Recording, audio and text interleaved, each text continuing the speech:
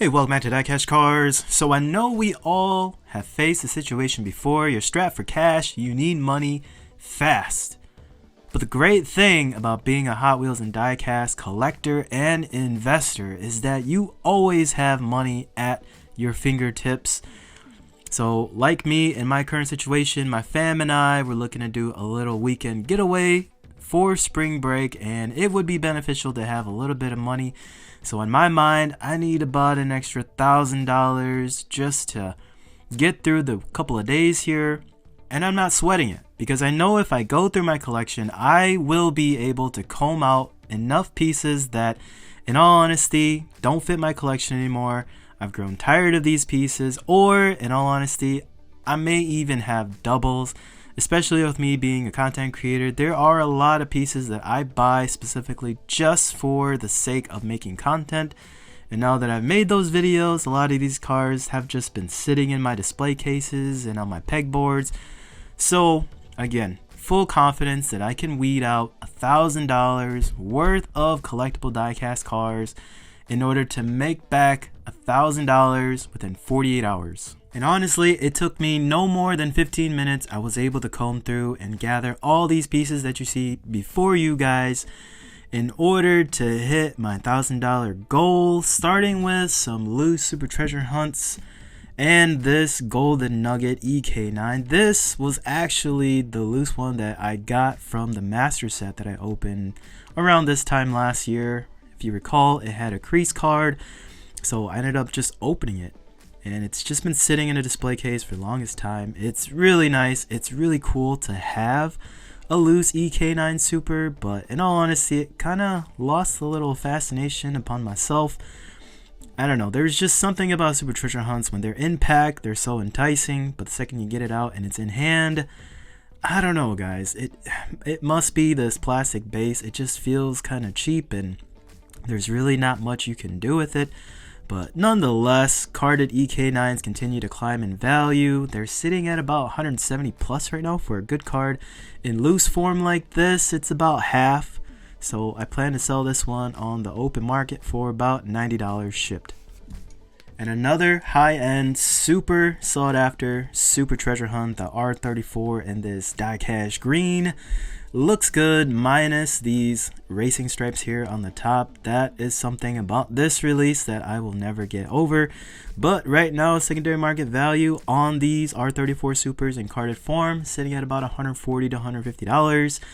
But this one, again, being in loose form, I'm looking to get rid of it for about half of that, so around $70 shipped. And a little oldie but a goldie, a 240Z Super Treasure Hunt. This I got from a loose car lot off of eBay about a year ago. It was just a really good deal for all the cars that was in that lot, especially this 240Z, which does have the cream color variation up top. But again, no doubt it's a super. Look at that Spectra Flame Red and Real Riders. I mean, given the age of this super and the fact that it is in fairly good condition, I'm planning to sell this one at $40 shipped. Now I know that's not too far off from where the carded versions are selling right now, right around that $60 to $70 price point. But again, given the age, I feel like that's a fair price for this one. Then moving on to a little pink RLC R34 action.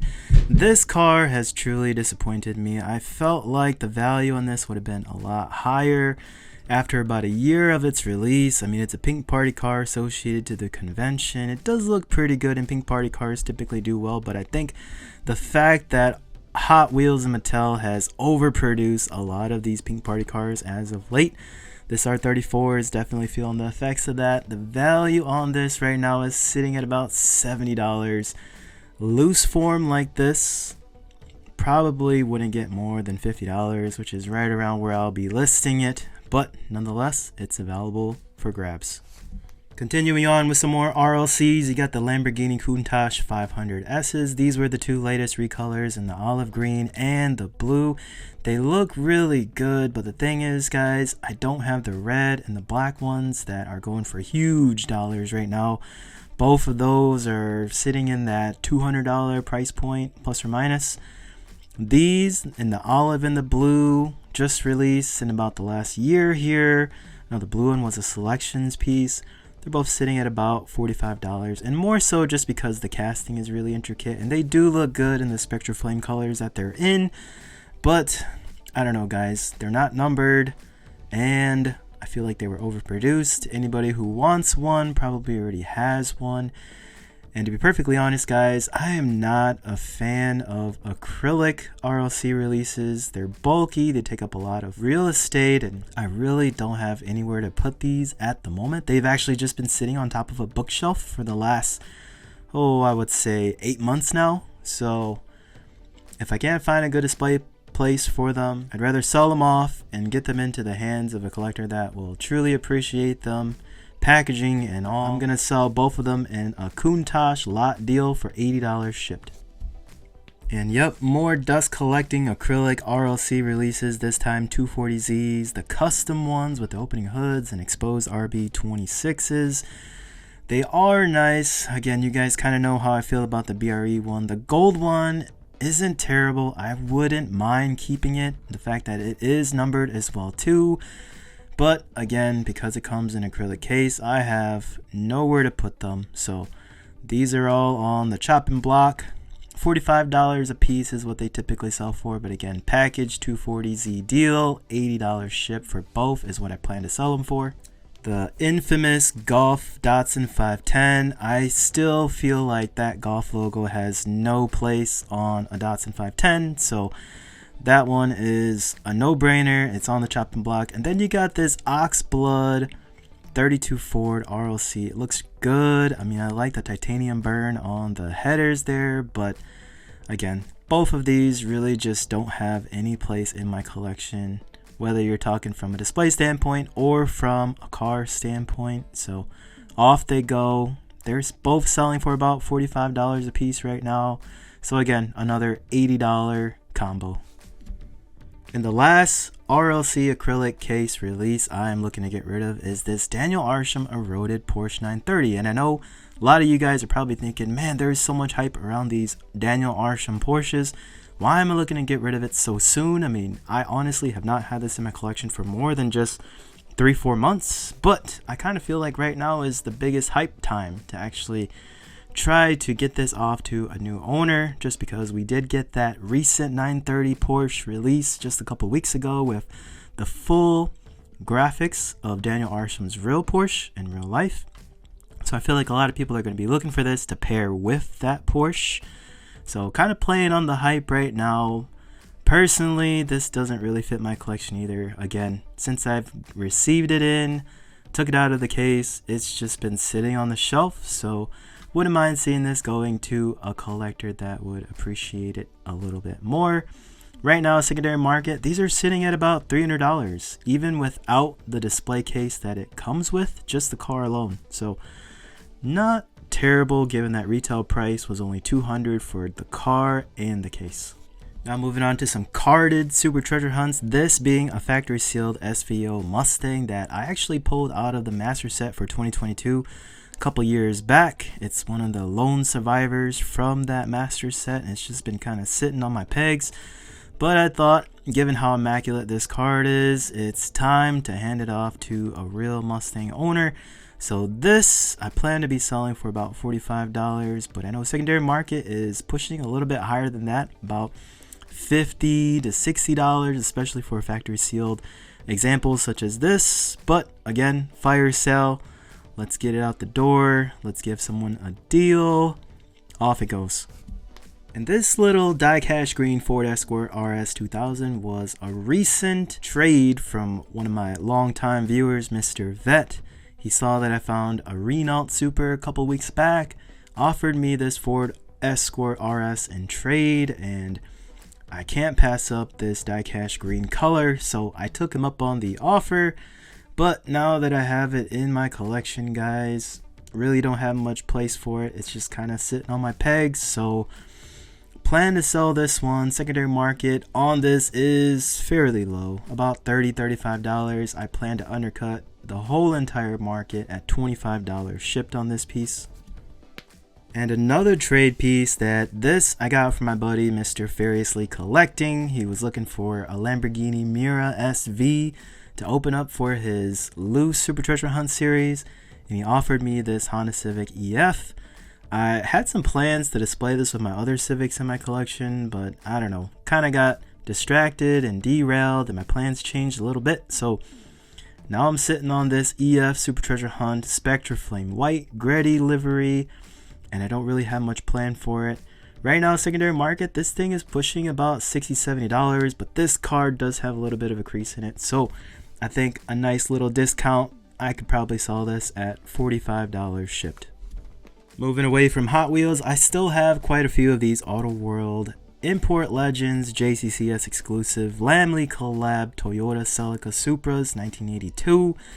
So these are limited to $24.96, and I believe I still have like 4 or 5 of these. I've been giving them away like hotcakes to a lot of my friends and other fellow collectors, but again, I still have a few left, so I am looking to sell these at a fairly steep discount, $25 each shipped.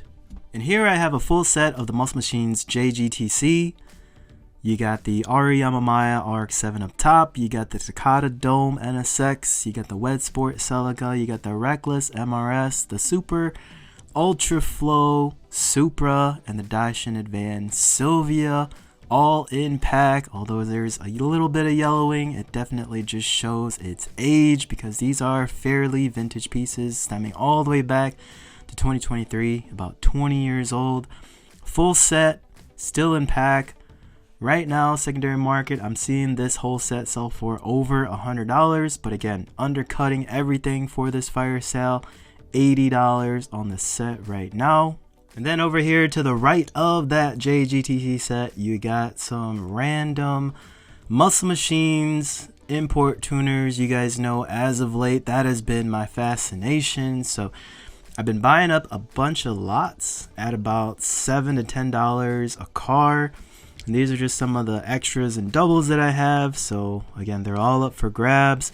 This whole lot of 5 cars, looking to get rid of them for $40 shipped, so less than $10 a piece.